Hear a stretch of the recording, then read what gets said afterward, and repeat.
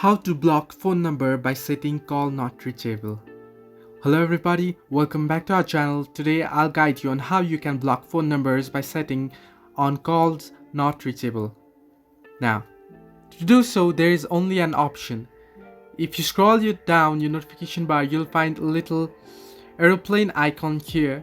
Now, if you tap on it, your airplane mode or your flight mode will be on, and anyone who tries to contact you, they'll get a response saying your call is not reachable. Now, what if you want to block a specific person only?